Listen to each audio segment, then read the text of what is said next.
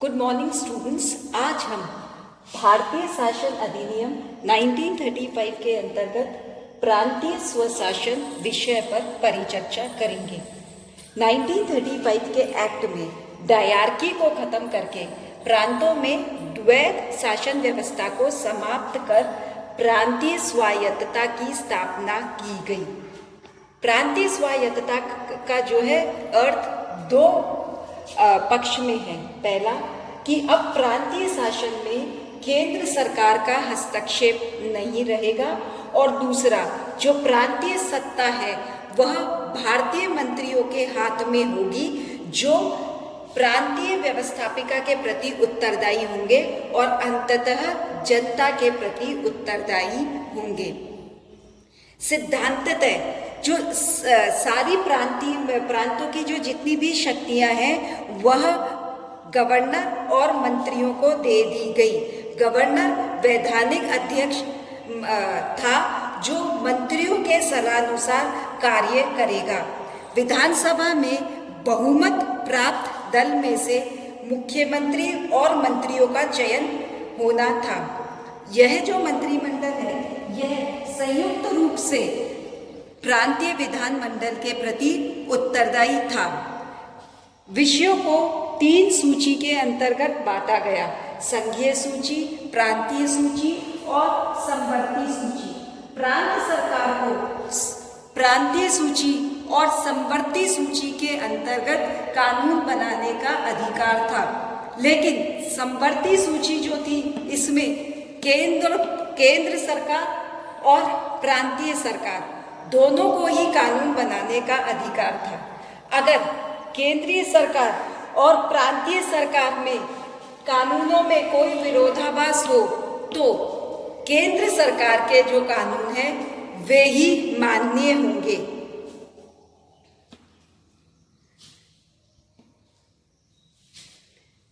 ठीक है, यानी प्रांतों में प्रांतीय सूची और समवर्ती सूची ये जो दो सूची है उस पर प्रांतीय विधानमंडल कानून बना सकती थी।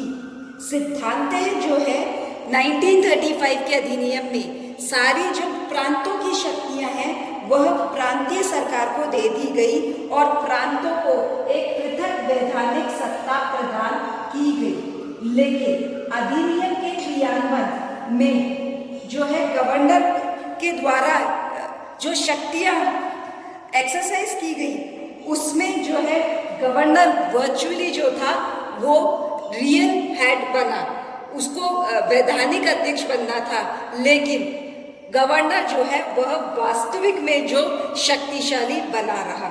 चलिए हम गवर्नर की ही बात करें। गवर्नर जो था उसका कार्यकाल 1935 के अधिनियम में 5 वर्ष रखा गया। प्रांतों की जो कार्यपालिका की जो शक्ति थी वो सब गवर्नर में निहित की गई। बंबई, मद्रास और बंगाल के जो गवर्नर थे वह भारत मंत्री की सिफारिश पर सम्राट के द्वारा नियुक्त किए जाते थे, जबकि अन्य प्रांतों के गवर्नर को गवर्नर जनरल की सिफारिश पर नियुक्त किया जाता था। अगर हम गवर्नर के वेतन भत्तों की बात करें तो अलग अलग प्रांतों में गवर्नर को अलग अलग वेतन भत्ते दिए जाते थे। गवर्नर की शक्तियों के बारे में बात करें तो गवर्नर को 1935 के अधिनियम में 3 प्रकार की शक्तियां दी गई थी। पहली वे शक्तियां जिसे गवर्नर मंत्रियों के परामर्श अनुसार प्रयोग करता था। दूसरी, गवर्नर को बहुत सारी स्वविवेकीय शक्तियां भी दी गई। और तीसरी शक्ति थी गवर्नर की विशेष उत्तरदायित्व से संबंधित शक्तियां। गवर्नर की कार्यपालिका संबंधी शक्तियों की अगर हम बात करें तो गवर्नर जो था प्रांतीय शासन का प्रमुख था। गवर्नर मंत्रियों की नियुक्ति और पदच्युति करता था। वह उच्च पद जिसमें कि एडवोकेट जनरल, प्रांतीय लोकसभा के अध्यक्ष आदि की नियुक्ति करता था। वह मंत्रिमंडल की बैठकों की अध्यक्षता भी करता था। मंत्रिमंडल के वेतन जब तक कि वे विधानमंडल द्वारा निश्चित न कर लिए जाए, उन्हें भी निश्चित करने का काम जो था वह गवर्नर का था। विधायी शक्तियों की बात करें तो गवर्नर प्रांतीय विधानमंडल को आहूत, स्थगित व विघटित कर सकता था। वह एक या दोनों सदनों के संयुक्त अधिवेशन को संबोधित कर सकता था या उन्हें अपना संदेश भेज सकता था। व्यवस्थापिका द्वारा पारित कोई भी विधेयक गवर्नर के हस्ताक्षर के बिना कानून नहीं बन सकता था। यह गवर्नर पर निर्भर था कि वह ऐसे विधेयक को स्वीकृति प्रदान करे, अस्वीकृत करे या पुनर्विचार के लिए वापस भेज दे। गवर्नर को अध्यादेश जारी करने का अधिकार भी प्राप्त था। गवर्नर की वित्तीय शक्तियों की बात करें तो प्रांतीय बजट दो मद में जो था डिवाइडेड था, सापेक्ष वोटेबल और निरपेक्ष नॉन वोटेबल। बजट का जो एक बहुत बड़ा हिस्सा था वह नॉन वोटेबल मद के अंतर्गत आता था। यह गवर्नर डिसाइड करता था कि कौन सा मद मतलब कौन सा विषय सापेक्ष मद के अंतर्गत आएगा और कौन सा निरपेक्ष के अंदर। ये जो नॉन वोटेबल पार्ट था, इस पर जो है विधानमंडल में बहस नहीं की जा सकती थी। विधानमंडल में ये केवल जो सापेक्ष या वोटेबल पार्ट था उस पर ही डिस्कशन किया जाता था।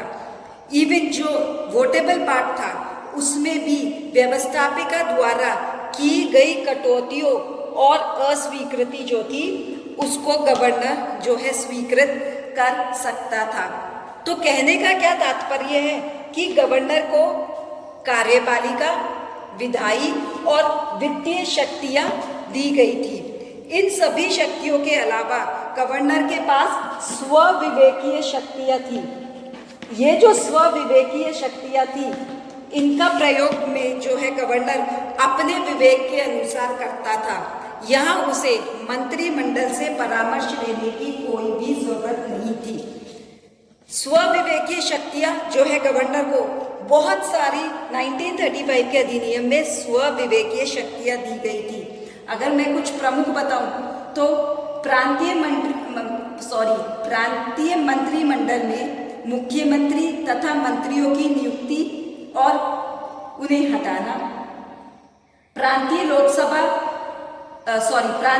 सेवा आयोग के अध्यक्ष व सदस्यों की नियुक्ति। अगर गवर्नर अनुभव करे कि प्रांत का शासन संवैधानिक रूप से संचालित नहीं हो रहा या नहीं हो सकता तो प्रांतों का शासन अपने हाथ में ले लेना। गवर्नर को लगे कि व्यवस्थापिका में विचाराधीन विधेयक प्रांत में शांति और सुरक्षा को खतरा उत्पन्न कर सकता है तो वह विधेयक पर वाद विवाद को स्थगित कर सकना। ठीक है, शासन तंत्र को नष्ट करने वाले या अन्य हिंसात्मक कार्यवाही को रोकना जो है गवर्नर का उत्तरदायित्व था। इसके अलावा जो है गवर्नर के पास जो है विशेष उत्तरदायित्व संबंधित शक्तियां भी प्राप्त थी। जो गवर्नर की जो विशेष उत्तरदायित्व संबंधी शक्तियां थी उसके अंतर्गत जो है गवर्नर मंत्रियों से परामर्श तो लेता था, लेकिन यह उस पर निर्भर करता था गवर्नर पर कि वो जो परामर्श दी है मंत्रिमंडल ने वह उसे माने अथवा न माने। धारा 52 के अनुसार गवर्नर की जो स्पेशल रिस्पॉन्सिबिलिटीज वाली पावर थी वह थी या उनमें से जो प्रमुख थी कि प्रांत या उसके किसी भाग को शांति व सुरक्षा के लिए उत्पन्न गंभीर संकट का निवारण, अल्पसंख्यकों के उचित हितों की रक्षा, प्रांत में कुछ क्षेत्रों में सुशासन, देशी रियासतों के अधिकार व उनके शासकों के हितों और प्रतिष्ठा की रक्षा, लोक सेवकों तथा सरकारी कर्मचारियों के उचित हितों व अधिकारों की रक्षा, गवर्नर जनरल द्वारा भेजे गए आदेशों व निर्देशों का पालन, ब्रिटिश के व्यापारिक हितों के विरुद्ध भेदभाव को रोकना। अनुच्छेद 93 के अनुसार जो है अनुच्छेद 93 के अनुसार गवर्नर को संकटकालीन शक्तियां प्राप्त थी। संविधान के असफल होने की घोषणा करके गवर्नर प्रांत का शासन जो है गवर्नर अपने हाथों में ले सकता था। तो हमने जितनी भी शक्तियां गवर्नर की देखी, इसमें स्पेशली जो स्वविवेकी और जो विशेष उत्तरदायित्व संबंधी जो शक्तियां देखी, उससे ये चीज तो क्लियर हो गई कि गवर्नर जो है प्रांतों का वैधानिक अध्यक्ष मात्र ही नहीं था, वह जब चाहे प्रांतों का रियल हेड बन सकता था। चिंतामणि के अनुसार ब्रिटिश राजा के प्रतिनिधि के रूप में गवर्नर संपूर्ण प्रांतीय शासन की धुरी था। के टी शाह के अनुसार केवल अलंकारिक अध्यक्ष नहीं अपितु गवर्नर प्रभावशाली नियंत्रणकर्ता एवं प्रमुख अध्यक्ष था। 1935 के अधिनियम के अनुसार गवर्नर को सलाह देने के लिए एक मंत्री परिषद होगा, जिसकी नियुक्ति गवर्नर विधानसभा में बहुमत प्राप्त दलों में से करेगी। बहुमत दल का नेता मुख्यमंत्री व उसकी सलाह पर गवर्नर अन्य मंत्रियों को नियुक्त करेगा। यह जो मंत्री हैं, यह प्रांतीय व्यवस्थापिका के विश्वास पर अपने पद पर बने रहेंगे, यानी जब तक इन्हें प्रांतीय व्यवस्थापिका में बहुमत प्राप्त है, यह अपने पद पर बने रहेंगे। मंत्रियों की जो संख्या है वह प्रांतों की आवश्यकता अनुसार ही निर्धारित की जाएगी और मंत्रियों की सहायता के लिए संसदीय सचिवों की नियुक्ति की जा सकती है। यह जो मंत्री परिषद के सदस्य होंगे, यह व्यवस्थापिका के किसी भी सदन के सदस्य हो सकते हैं। यदि कोई व्यक्ति व्यवस्थापिका का सदस्य न हो तो उसे मंत्री नियुक्त किया जा सकता है और उसे 6 महीने के अंदर अंदर व्यवस्थापिका की सदस्यता ग्रहण करनी होगी। यह जो मंत्रिमंडल है, यह सामूहिक उत्तरदायित्व की भावना के अनुसार कार्य करेगा। अब हम प्रांतीय व्यवस्थापिका की बात करें तो 1935 के अधिनियम में 11 में से 6 प्रांतों में द्विसदनात्मक जो है व्यवस्थापिका की व्यवस्था की गई। ये जो 2 सदन रखे गए वो विधानसभा जो कि निम्न सदन और विधानमंडल। विधानसभा का कार्यकाल 5 वर्ष का रखा गया, जबकि विधानमंडल जो था वह एक स्थायी सदन था जिसके 1/3 सदस्य 3 वर्ष के पश्चात अलग हो जाते थे और इसका जो कार्यकाल रखा गया वह 9 वर्ष का रखा गया। विधानसभा के सदस्यों के लिए 25 वर्ष की मिनिमम एज रखी गई और विधानमंडल के सदस्यों के लिए जो मिनिमम एज थी वह 30 वर्ष की रखी गई। यह जो प्रांतीय व्यवस्थापिका थी उसे प्रांतीय और संवर्ती सूची में कानून बनाने का अधिकार प्राप्त था। यह धन विधेयक के अतिरिक्त अन्य जो विधेयक थे उन्हें दोनों सदनों में प्रस्तावित कर सकती थी। यह वार्षिक जो बजट था उसमें जो है उसे जो उसका वोटेबल पार्ट था उसमें मत देने का अधिकार प्राप्त था और यह कार्यपालिका पर नियंत्रण कर सकती थी। यह आलोचना प्रस्ताव, काम रोको प्रस्ताव, क्वेश्चंस और सप्लीमेंट्री क्वेश्चन द्वारा कार्यपालिका पर नियंत्रण कर सकती थी। और यदि प्रांतीय विधानसभा को यह लगता था कि जो मंत्री परिषद है वह अच्छी तरह से कार्य नहीं कर रहे तो उनके विरुद्ध अविश्वास प्रस्ताव पारित कर जो है उन्हें अपने पद से हटा भी सकती थी। अगर हम व्यवस्थापिका की वास्तविक शक्तियों का विश्लेषण करें तो हमें ये बात सामने आएगी कि कुछ विधेयकों को प्रस्तुत करने के लिए गवर्नर की पूर्व अनुमति आवश्यक थी। व्यवस्थापिका द्वारा स्वीकृत विधेयक गवर्नर द्वारा अस्वीकृत किए जा सकते थे। इसके अलावा अध्यादेश पारित कर जो है गवर्नर अपनी विधायी शक्तियों का प्रयोग कर सकता था। तो कहने का क्या मतलब है, चाहे वह मंत्री परिषद हो चाहे प्रांतीय व्यवस्थापिका, उन सबको इतनी पावर्स नहीं थी जितनी पावर्स जो है 1935 के अधिनियम में गवर्नर को दी गई। 1935 के अधिनियम के अंदर जो थे दो इम्पॉर्टेंट चीज थी, एक establishment of all India federation यानी अखिल भारतीय संघ की स्थापना और दूसरी प्रांतीय स्वशासन। हालांकि जो अखिल भारतीय संघ था उसकी स्थापना नहीं हो पाई, लेकिन जो प्रांतीय स्वशासन था वह जो था वह क्रियान्वित हुआ और फलस्वरूप जो था 1937 के अंदर प्रांतों में चुनाव हुए। इन चुनावों में जो है कांग्रेस को जो है भारी सफलता मिली। कांग्रेस इस अधिनियम के विरोध में होते हुए भी उसने निर्वाचन में भाग लिया और 11 में से 6 प्रांतों में वो जो प्रांत थे संयुक्त प्रांत बिहार, उड़ीसा, बम्बई, मद्रास और मध्य प्रांत, इनमें कांग्रेस को बहुमत प्राप्त हुई। 3 प्रांत जो कि असम, बंगाल और उत्तर पश्चिमी सीमा प्रांत थे, वहां कांग्रेस सबसे बड़े दल के रूप में उभरा।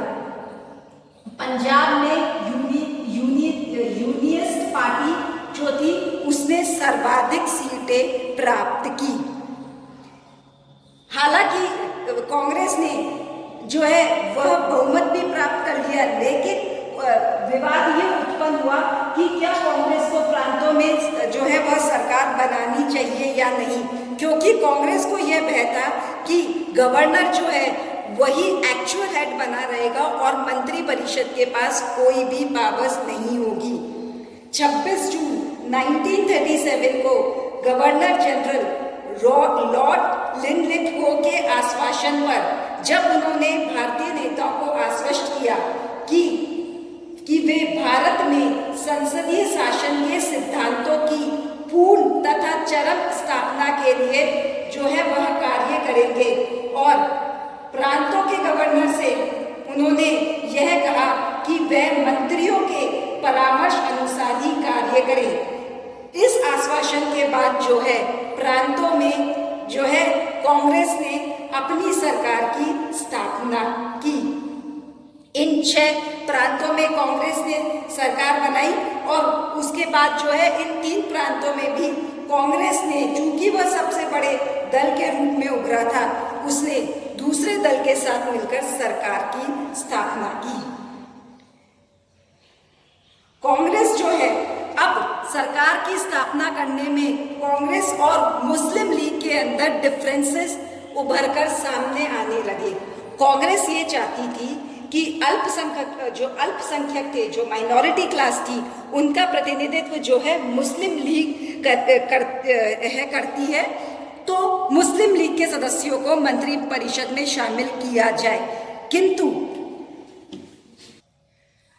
कांग्रेस और मुस्लिम लीग के बीच कोई भी समझौता नहीं हो पाया और उसके बाद जो है मुस्लिम लीग ने कांग्रेस का जो है विरोध करने की नीति अपना ली और उन्होंने यह प्रचार करने लग गए कि जो हिंदुस्तान है वह केवल हिंदुओं के लिए ही है और हिंदू अत्याचारों की झूठी जो है वह कहानियां भी प्रस्तुत करने लगे। इसी के बाद से जो है अब मुस्लिम लीग ने एक अलग रास्ता अपना लिया। खैर, हम जो है कांग्रेस जो मंत्रिमंडल है उसकी उपलब्धियों की बात करते हैं। जो कांग्रेस मंत्रिमंडल था इसने 28 महीनों तक प्रांतों में शासन करा। अक्टूबर 1939 में जब सेकेंड वर्ल्ड वॉर स्टार्ट हुआ और अंग्रेजों ने बिना कांग्रेस से संवाद किए भारत को ब्रिटिशर्स की तरफ से युद्ध में शामिल कर दिया, तो जो प्रांतों का जो कांग्रेस का मंत्रिमंडल था उसने त्यागपत्र दे दिया। हम कांग्रेस मंत्रिमंडल की जो 28 महीनों की जो सरकार थी उसकी सफलताएं और उपलब्धियों की बात करें तो कांग्रेस मंत्रिमंडल ने बहुत रचनात्मक कार्यों पर बल दिया। उन्होंने घरेलू और छोटे उद्योगों पर कार्य किया। उन्होंने श्रम कल्याण, कृषि, प्राथमिक शिक्षा पर कार्य किया। उन्होंने जो खेतीहर मजदूर थे उन्हें जमींदारों के अत्याचार से बचाने का प्रयास करा और कांग्रेसी प्रांत में राजनीतिक बंदियों को भी रिहा करा गया। ये जो उन्होंने जो भी कार्य करा, कांग्रेस ने विकास के लिए, प्रांतों में विकास के लिए बहुत सारी कल्याणकारी योजनाएं चलाई।